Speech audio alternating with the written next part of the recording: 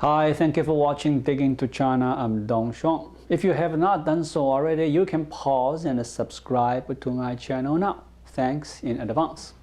The March 18th video conference between US President Joe Biden and the Chinese President Xi Jinping was unsurprisingly predictable. It was the he said and he said.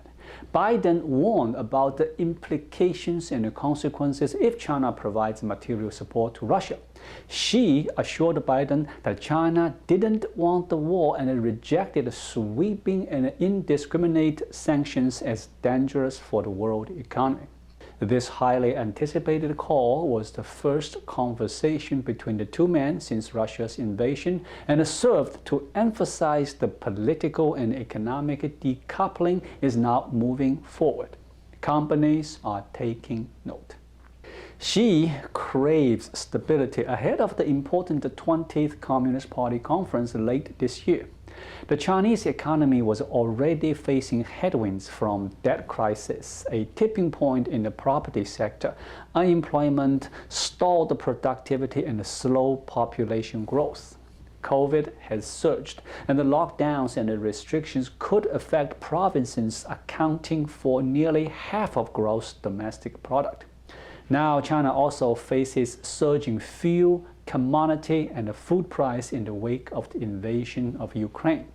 The war has left Xi walking a diplomatic tightrope. China has sought to maintain unity with its Russian ally without itself becoming the target of financial penalties. Xi Jinping's own political prospects are closely tied to what happens to Putin. I assume Xi prefers a fellow autocrat prevail against the West. Yet, Russia is a small potato economically compared with the US and the EU. China heavily depends on foreign direct investment, access to global capital market, and the acquisition of strategic technology and the research and development inputs. If Beijing's relationships with the West were to damage further, no one would benefit, and China would be a diminished force economically. Companies in China have already been drawn into controversial legal and regulatory disputes. While China's large markets and the middle class are still attractive, they have to manage in an increasingly awkward business environment. Beijing has realigned its policy and imposed more politicized regulation and more controlling administration systems.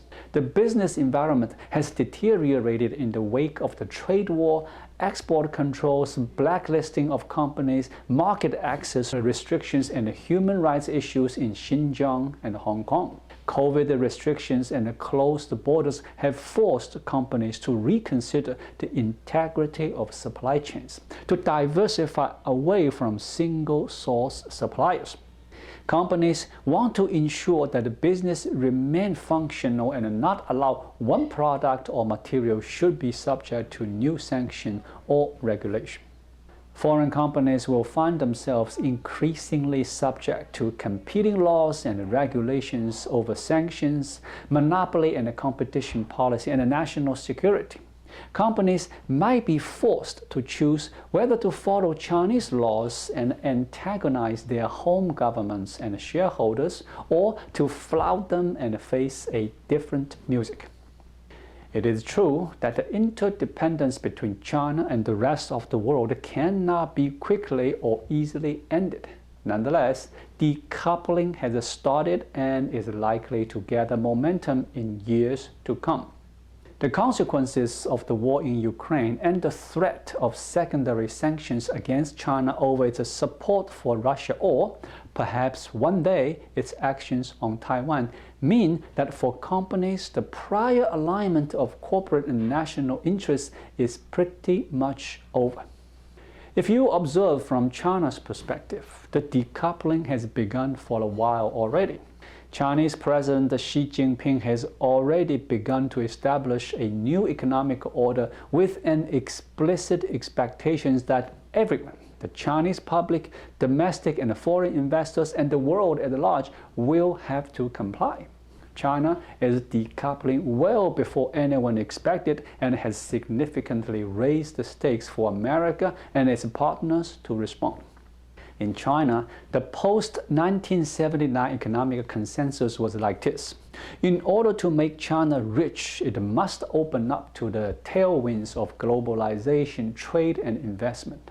The peak moment of China's openness was its entry to the WTO in the early 2000s and achieving its ambition of becoming the factory of the world.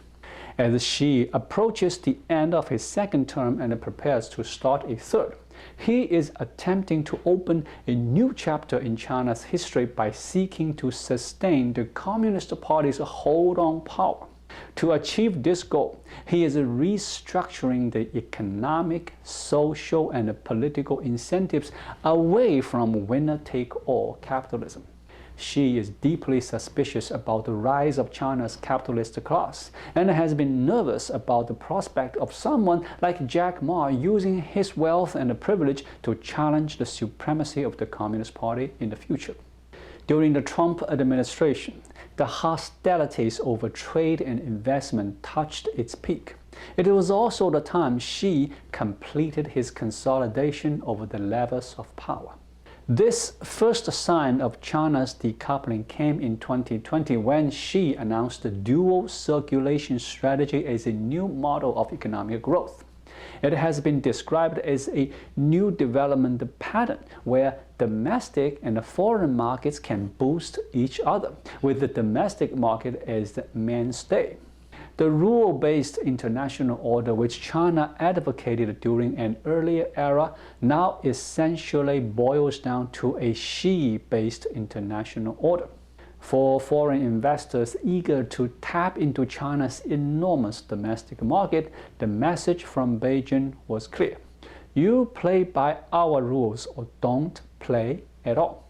The rush of global finance into China's bond market and into wealth management was a sign that Xi's decoupling strategy was paying off. But China is not sufficiently equipped to immunize itself against sanctions if China doesn't cooperate with the US over the Ukraine war. Chinese banks cannot afford to lose access to US dollars, and many Chinese industry cannot afford to be deprived of US technology. Beijing witnessed a heavy sell-off of Chinese stocks because of fear of that the country could face sanctions.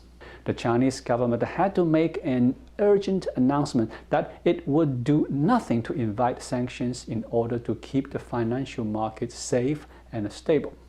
China wants not to be seen overtly helping Russia survive the sanctions and open itself to the risk of Western sanctions.